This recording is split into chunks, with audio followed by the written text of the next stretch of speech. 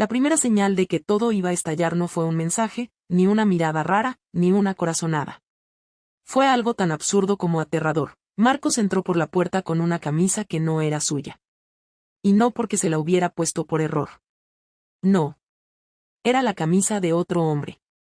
Una azul marino, con iniciales bordadas en el puño, JG.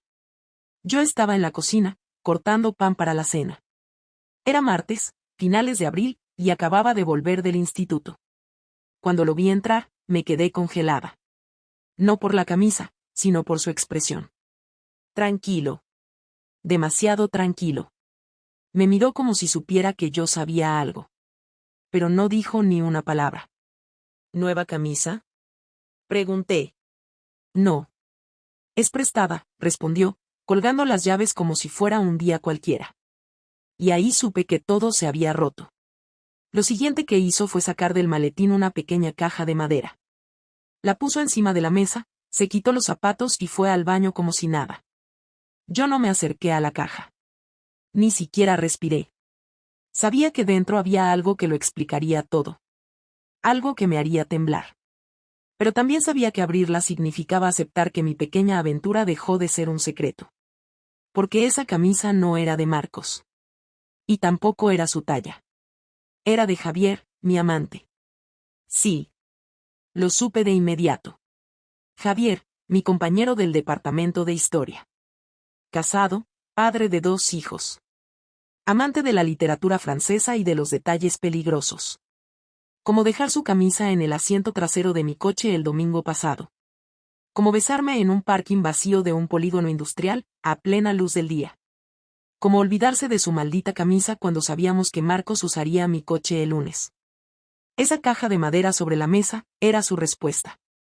No un grito, no una bronca, no una escena. Era una declaración de guerra silenciosa. Y yo sabía que ya no había vuelta atrás. No abrí la caja inmediatamente. Me quedé sentada en la cocina, con las manos quietas sobre las rodillas, escuchando cómo corría el agua del grifo del baño. El sonido se detuvo, luego silencio, después los pasos de Marcos volviendo al salón como si todo fuera normal. Se sentó en el sofá, encendió la televisión, y comenzó a ver las noticias. Todo sin mirarme, sin decir nada, como si no hubiera dejado esa caja justo en el centro de nuestra rutina.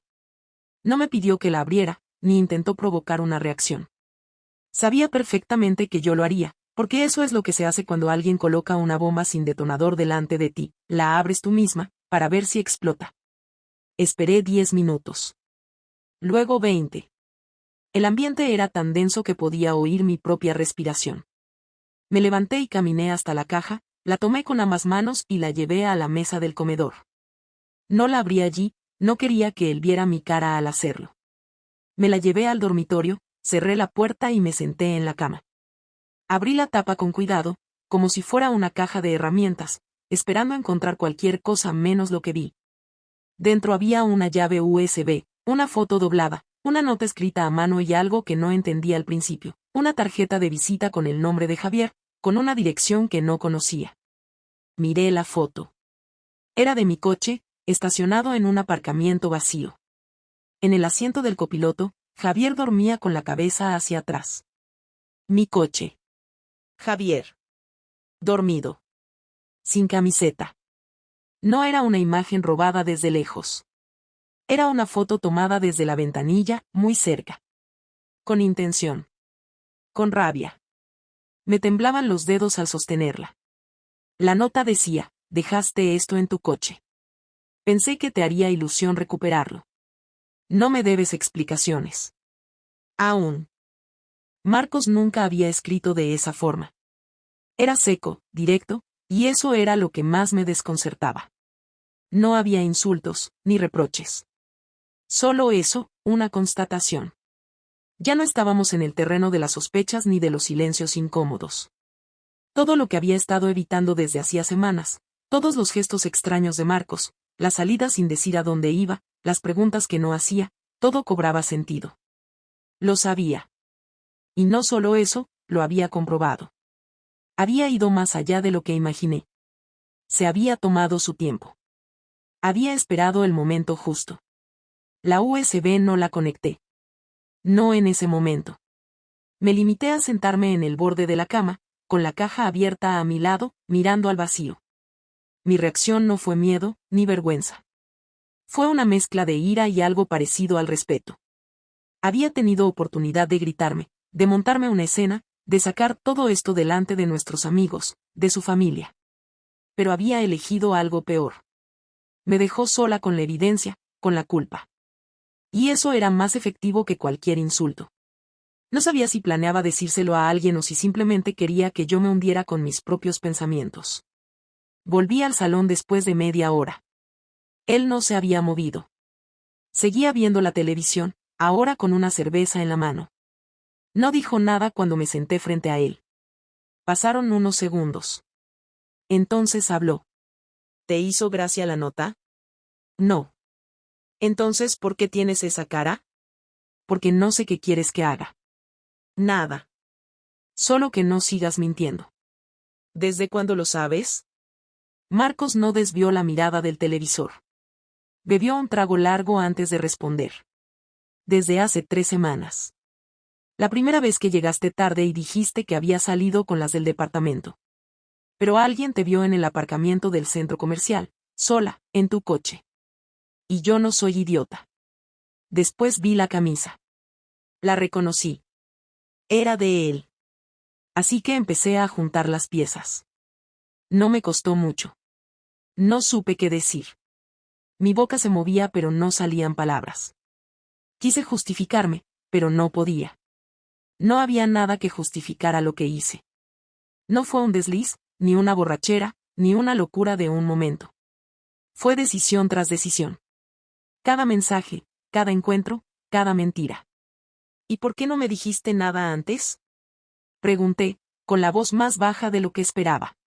Porque quería saber hasta dónde eras capaz de llegar, contestó sin dudar. Y ahora ya lo sé. Nos quedamos en silencio. Yo quería llorar, pero no me salían lágrimas. Él no estaba gritando. No estaba fuera de sí. Pero su voz tenía esa frialdad que me dolía más que si me hubiera pegado una bofetada. ¿Qué vas a hacer? Pregunté por fin. No lo sé. Pero ya no confío en ti. Y eso es lo único que tengo claro esta noche. No volví a dormir esa noche. Marco se quedó en el sofá y yo me encerré en el dormitorio. No quería mirar la USB, pero sabía que lo haría tarde o temprano. Y tenía miedo de lo que hubiera ahí, porque si ya había llegado hasta ese punto, no descartaba nada. Lo peor de todo no era que me hubiera descubierto. Lo peor era darme cuenta de que, por primera vez desde que todo empezó, yo no tenía el control de nada. Y él lo sabía. El viernes siguiente, 3 días después de aquel silencio cargado que selló la noche del descubrimiento, Marcos llegó a casa antes de lo habitual. Yo estaba en la cocina preparando una tortilla con calabacín, como si cocinar algo sencillo pudiera arreglar una grieta que ya se había extendido por toda la casa. Lo escuché cerrar la puerta con fuerza, dejar las llaves sobre la encimera del mueble de la entrada y caminar hacia el salón. No saludó. No preguntó cómo había estado mi día. Solo dijo algo que me hizo dejar el cuchillo sobre la tabla y quedarme inmóvil. Dijo, hoy sí vamos a hablar, Lucía. Me giré lentamente, sin saber si responder con frialdad o con súplica. No tuve tiempo de decidir, porque él ya estaba sentado en la mesa del comedor, con los brazos cruzados y la misma mirada que me había dirigido el día de la caja, una mezcla de decepción y control, como si ya no necesitara respuestas pero quisiera ver hasta qué punto yo estaba dispuesta a mentirle a la cara. Me senté frente a él sin decir palabra. Respiré hondo y me preparé para el impacto. ¿Cuánto tiempo lleva esto?, preguntó sin rodeos, sin tensión en la voz, como si estuviera hablando del alquiler o del seguro del coche. Desde febrero, dije casi en un susurro. Él asintió con la cabeza una sola vez, como si esa confirmación no hiciera más que validar algo que ya sabía de sobra. ¿Y cuántas veces lo viste?, insistió. No sé, unas 7 u 8. ¿Aquí en casa? No. Nunca aquí. ¿Te acostaste con él todas las veces? Sí. Hablar en voz alta fue como desactivar una bomba sin saber si explotaría igual. Yo pensaba que confesar todo con honestidad podría ser una forma de respeto, una última señal de que, al menos, no me escondía más. Pero Marcos no buscaba redención ni dignidad.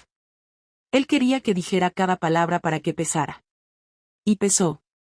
Lo vi en su cara, en su forma de mirar al suelo después de cada respuesta, como si con cada afirmación yo hundiera un poco más todo lo que construimos juntos. ¿Te enamoraste?, preguntó sin mirarme. Dudé. Esa era la pregunta que más me costaba responder, no porque la respuesta fuera complicada, sino porque decir la verdad ahí sí que lo rompería del todo. No lo sé. Me gustaba cómo me miraba. Me sentía viva. Deseada. Como si aún tuviera algo nuevo que ofrecer. Marcos levantó la vista. ¿Y yo qué era? ¿Un mueble, una rutina que te daba asco? No, nunca fuiste eso. Pero tú no me mirabas igual. Ya no me tocabas igual. No me preguntabas nada. Siempre estabas en tu mundo, en tus horarios, en tu trabajo. Y creíste que follarte a otro era la solución a eso, dijo con un tono que no subió de volumen, pero sí de intensidad. No respondí. Me limité a mirarlo y tragar saliva. Sabía que no podía justificarlo. Sabía que tenía razón en estar furioso, aunque no gritara. ¿Y ahora qué?, preguntó él. ¿Sigues viéndolo? No. Desde que encontraste la camisa, no he vuelto a verlo. ¿Porque te dio miedo, o porque ya te había aburrido? Porque me diste miedo tú. Porque tu silencio me dolió más que cualquier sermón. Marcos se levantó de la silla de golpe. ¿Te dolió, a ti? Tú jugaste con todo, y te atreves a decir que te dolió. Pues a mí no me dolió, Lucía. A mí me reventó por dentro. Yo no soy el hombre más cariñoso del mundo, lo sé. Pero jamás te falté al respeto, nunca te mentí, nunca me fui con otra. Y tú, por un capricho de ego, lo tiraste todo. Todo. Quise levantarme, acercarme, tocarle el brazo. Pero dio un paso atrás. No me toques, dijo, y esta vez sí había rabia. ¿Crees que esto es una película, que me vas a contar tu drama y vamos a llorar juntos y abrazarnos como si nada? Esto no se arregla con palabras bonitas, Lucía. Lo que hiciste tiene consecuencias. Y no son simbólicas. No son emocionales. Son reales. Se fue a la habitación, y regresó con una carpeta. La puso sobre la mesa. Esto es un acuerdo de separación. No es un divorcio todavía, pero vamos por partes. Quiero tiempo, espacio, y quiero proteger lo que es mío. No quiero que, por culpa de tu crisis de autoestima, acabe pagándolo yo también económicamente. Esta es la parte donde tú decides si quieres seguir destruyendo o empezar a colaborar en algo civilizado. Leí las primeras páginas. Estaba todo ahí, la repartición provisional de gastos, la gestión de la hipoteca, un calendario para dividir la casa por semanas, e incluso un párrafo sobre el gato, Ramón, con quien se quedaría y los días de visita. Era tan quirúrgico que me dio vergüenza. No porque fuera cruel, sino porque estaba claro que había pensado en esto desde hacía tiempo. Yo estaba improvisando. Él no. ¿De verdad quieres separarte?, pregunté sin levantar la vista. Quiero dejar de vivir con una persona que me mintió a la cara mientras se desvestía para otro. Si eso se llama separarse, sí. Quiero eso. ¿Y si te pido perdón, y si te lo hubiera hecho yo, me lo perdonarías? No supe qué decir. Porque sabía que no. Porque si los roles estuvieran cambiados, yo ya estaría con mis cosas en casa de mi hermana. Pero él no se fue. Y eso me partía aún más. Porque no se iba por rabia ni por dependencia. Se quedaba para que yo entendiera, cada día, lo que había hecho. No firmé esa noche. Tampoco discutí más. Dejé los papeles sobre la mesa y me encerré en la habitación de invitados. No dormí. Tampoco lloré. Solo estuve allí, sentada en la cama, pensando en cómo podía ser tan fácil destruir algo que costó años construir. Y lo peor era que, aunque me arrepentía, seguía sin saber por qué empecé. Marcos no volvió a hablar del tema durante los siguientes 5 días. Se levantaba temprano, salía a correr, volvía, se duchaba y se iba a trabajar. Comía fuera, llegaba tarde, cenaba solo, y dormía en el sofá sin quejarse. Todo en silencio, sin gritos, sin escenas. Me hablaba cuando era necesario, con frases breves, directas y prácticas. Se acabó la leche, hay que renovar el seguro del coche, el fontanero viene el jueves. Ni una sola palabra más allá de lo necesario. No era frialdad vacía, era algo más preciso. Era distancia construida con intención. Yo intentaba compensar cocinando, dejando todo limpio, dejando notas como te preparé café o te cambié las sábanas del sofá, pero no las respondía ni verbalmente ni con gestos. Las veía, las ignoraba, seguía con su día. Yo sabía que algo estaba tramando, porque su rutina era demasiado ordenada, su disciplina demasiado perfecta para alguien que está procesando una traición sin hacer nada al respecto. La semana siguiente, al volver del instituto, noté algo distinto en el salón. Sobre la mesa del comedor había 2 sobres cerrados. Uno con mi nombre escrito en mayúsculas. El otro era del banco. Abrí el mío primero. Era una carta, escrita a mano, con letra clara y sin tachaduras. No era una carta emocional. Era una lista. Una lista de cosas que Marcos había hecho en los últimos 10 días. Cada punto era un golpe bien medido. Había sacado mi nombre de la cuenta conjunta. Había movido el 80% del dinero que le pertenecía a una cuenta personal. Había contactado con un abogado que le preparó una demanda de divorcio sin custodia ni hijos, pero con condiciones económicas claras. Yo no tendría derecho a pensión. Él se quedaría con el piso y me daría 6 meses para buscar dónde vivir. Había cancelado el seguro de salud familiar y había contratado uno individual. En la parte final, con un tono neutro, me informó de que había enviado copias de la conversación que tuvo con Javier, porque sí, lo había confrontado a solas antes de todo esto, al director del instituto y a su esposa. No había amenazas. No había insultos. Solo acciones. La venganza no fue emocional. Fue estructurada. Legal. Sucia por dentro, pero limpia por fuera. Me dejó sentada en la cocina con un sobre lleno de papeles y un silencio que me golpeaba más que cualquier discusión. Lo busqué por toda la casa, pero no estaba. Revisé sus cosas y me di cuenta de que había sacado parte de su ropa, su portátil, sus libros favoritos y el duplicado de las llaves del coche. No se había ido del todo, pero tampoco estaba aquí. Había instalado una rutina temporal donde yo era solo una figura más dentro de su agenda. Nada de lo que hiciera cambiaría eso.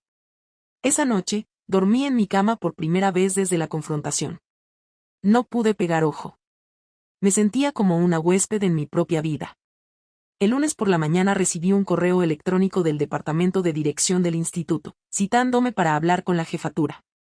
Sabía de qué se trataba, no hacía falta explicación. Fui al despacho con la sensación de llevar una cruz tatuada en la frente. El director, muy serio, me pidió que explicara la situación. Alguien había recibido una carta con fotografías, capturas de mensajes y una breve declaración de hechos. No ponía mi nombre directamente, pero era obvio quién era. Él no me acusó, pero me preguntó si debía esperar consecuencias en la relación laboral con Javier. Dije que no, que eso había terminado. Él asintió, no me despidió, pero dejó claro que si surgía un solo rumor más, se vería obligado a intervenir. Salí de allí con el estómago cerrado. No llamé a Javier. No podía. No quería. Lo odiaba, pero no porque me hubiera dejado sola con esto, sino porque su nombre en esa carta representaba todo lo que yo había perdido por una relación que ni siquiera valía la pena. Me pasé toda la tarde en casa, sin encender la televisión, sin tocar el móvil. Marcos no vino a dormir esa noche. Ni la siguiente. El jueves por la tarde, lo vi en la calle, desde la ventana. Estaba subiendo al coche con una mochila y una bolsa del supermercado. Me miró. No saludó. Solo subió y se fue. Esa noche recibí un mensaje suyo. No un WhatsApp. Un SMS. Decía, la casa es tuya hasta enero. Después ya no. Habla con el abogado. Espero que encuentres algo pronto. Tuve ganas de contestarle, de llamarlo, de suplicarle que me escuchara, que me dejara hablar sin defensa, solo hablar. Pero sabía que nada de eso iba a cambiar el hecho de que me había quitado todo lo que podía sin romper la ley. Me quitó el dinero, la paz, la reputación profesional, la comodidad de la casa, y sobre todo, el control. No con golpes bajos, sino con precisión legal y paciencia. Su silencio fue la peor forma de castigo, porque me obligó a verme a mí misma sin filtros, sin drama, sin decorado. Era una venganza sin sangre, pero con consecuencias que durarán años. Y no podía hacer nada para revertirlo. Porque todo lo que hizo era justo. El día que Marcos volvió a la casa, yo ya sabía que no era para quedarse.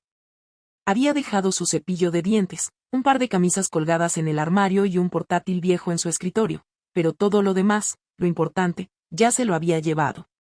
Entró sin hacer ruido, dejó una bolsa en la cocina con comida del supermercado y se sentó en el sofá como si viniera a ver un partido, aunque la televisión estaba apagada. Yo estaba en la mesa del comedor corrigiendo exámenes, intentando mantener una rutina que ya no significaba nada. Durante unos minutos ninguno dijo nada. Hasta que él habló. Podemos hablar si quieres. Pero solo una vez. Sin interrupciones, sin rodeos, sin pausas largas para pensar cada palabra. Si tienes algo que decir, este es el momento. Me quedé mirándolo, como si esas frases fueran parte de un examen que yo no estaba preparada para responder. Cerré la carpeta con los exámenes y me acerqué al sofá. No me senté a su lado, sino en la otra punta, dejando claro que no buscaba contacto físico. No porque no lo quisiera, sino porque sabía que él no lo permitiría. Respiré hondo, no para calmarme, sino para no tartamudear. No voy a pedirte que me perdones. Ya ni siquiera espero eso. Solo quiero entender qué va a pasar ahora. ¿Qué quieres tú? Si esto es el final. Si ya no hay nada más que hablar. Marcos no me miraba. Tenía los codos apoyados en las rodillas, las manos entrelazadas, la cabeza baja, pero la voz firme. Esto es el final, Lucía. No porque lo quiera. No porque lo haya planeado así. Pero no puedo seguir compartiendo techo con alguien que me mintió durante meses. Que me miraba a la cara y luego se iba a acostarse con otro. No puedo. Y no voy a intentarlo. Ya no. No reaccioné con sorpresa. No lloré. Ni siquiera me puse a la defensiva. Asentí con la cabeza, porque era lo único lógico que podía decir. Me quedé callada unos segundos y luego seguí. Entiendo que me odies. Pero yo no lo hice para herirte. No lo hice por venganza ni por aburrimiento. No fue algo que busqué. Se dio. Lo permití, sí, lo alimenté, pero también me perdí en medio de una rutina que nos estaba matando. No estoy diciendo que sea tu culpa, no busco repartir responsabilidad. Solo te digo que no fue premeditado. Fue una cadena de errores que no supe frenar. Marcos levantó la cabeza, por fin me miró, y su expresión era seca pero contenida. No necesitas explicaciones, Lucía. No me importa si fue por rutina, por vacío o por debilidad. No hay forma de justificar lo que hiciste sin convertirlo en una excusa. Y las excusas son lo que más desprecio ahora mismo. Me quedé en silencio. Él continuó. Durante años pensé que éramos un equipo. Tal vez no el más apasionado, ni el más intenso, pero sí sólido. Te defendí siempre. Con mi familia, con mis amigos, con todos. Siempre hablé bien de ti. Nunca pensé que tendría que enfrentarme a esta situación. Nunca pensé que serías tú la que cruzara la línea. Pero lo hiciste. Y ahora, por mucho que te duela, esto ya no se puede salvar. No discutí. No insistí. Lo dejé hablar porque entendía que esta era su forma de cerrar el capítulo. No con gritos, no con reproches teatrales, sino con claridad. Cuando guardó silencio, pregunté algo que me había estado comiendo por dentro desde que todo empezó. ¿Aún me quieres? No respondió al instante. Me miró durante unos segundos largos. Luego dijo. No lo sé. Y la verdad es que ya no importa. Porque aunque lo hiciera, eso no alcanza para tapar todo lo demás. Yo asentí. No porque compartiera su opinión, sino porque entendía su límite. No quería convencerlo. Ya no estaba en condiciones de exigir nada. He hablado con el abogado, dijo. La demanda se presentará la semana que viene. He dejado instrucciones para que no te presionen. Tendrás tiempo para mudarte, para resolver lo tuyo. No quiero hacer esto más duro de lo que ya es. Pero tampoco quiero volver a fingir que esta casa sigue siendo un hogar. ¿Y si algún día quieres hablar otra vez? Pregunté, sabiendo la respuesta. No creo que ese día llegue. Pero si llega, no será pronto. Y no será para volver. Nos quedamos en silencio. Yo con los ojos fijos en la alfombra. Él mirando la ventana, como si ya no estuviera aquí. Me levanté y fui a la cocina, no para huir, sino porque no soportaba estar en la misma habitación sabiendo que era la última vez. Abrí el grifo, lo cerré, me quedé allí de pie, sin saber qué hacer con las manos. Unos minutos después escuché la puerta cerrarse. No di la vuelta para mirarlo salir. Supe que se había ido. No porque escuchara las llaves, sino porque el silencio era diferente. Más definitivo. Marcos no volvió esa noche. Ni la siguiente. Ni ninguna más. Dejé de esperarlo. No porque no me doliera, sino porque entendí que había una línea que no se podía volver a cruzar. Y yo la había cruzado sola. Los meses siguientes pasaron como una secuencia mecánica de trámites, mudanza y silencios compartidos a distancia. En octubre ya estaba fuera del piso, con mis cosas en una vivienda de alquiler en un barrio más alejado del centro. No era un lugar triste ni especialmente incómodo, pero todo lo que tenía dentro me recordaba que ya no formaba parte de ninguna historia compartida. Vivía sola, sin Marcos, sin proyectos comunes, sin la costumbre de saber qué estaba haciendo la otra persona en ese momento del día. Me levantaba a las 6, iba al instituto, volvía, cocinaba para una sola, corregía trabajos, y dormía con la misma sensación de haber perdido algo que ya no podía recuperar. No intenté volver a contactarlo. Pensé en hacerlo muchas veces, sobre todo las primeras semanas después de salir de casa, pero cada vez que lo consideraba, recordaba su última mirada. Esa manera de mirarme con calma, pero sin ninguna intención de construir nada más conmigo. No necesitaba bloquearme, ni evitarme, ni insultarme. Simplemente no quería tenerme cerca. Y yo, por primera vez en años, entendía lo que significaba eso sin intentar cambiarlo. Tuve que explicarlo todo a mis padres. No lo hice con detalles. No les hablé de Javier, ni de la camisa, ni de la caja. Solo dije que había sido mi culpa y que Marcos no había hecho nada malo. Mi madre me miró con una mezcla de desconcierto y resignación. Mi padre apenas dijo una palabra. Ninguno intentó consolarme ni justificarme, lo cual me pareció justo. Cuando cometes algo así, esperas el rechazo como castigo, pero también como forma de equilibrio. Nadie me dio el trato de víctima. No lo merecía. Con Javier corté todo contacto. Él me escribió 3 veces. En la primera quiso saber si Marcos me había echado de casa. En la segunda intentó convencerme de que no era justo que yo pagara sola por algo que también era responsabilidad suya. En la tercera simplemente dijo que estaba pensando en separarse. No contesté a ninguna. No porque quisiera castigarle. Simplemente ya no sentía nada. Él fue un error, uno que acepté y repetí, pero no tenía ningún peso real en mi vida. No era amor, no era un futuro. Fue una vía de escape que terminé pagando demasiado cara.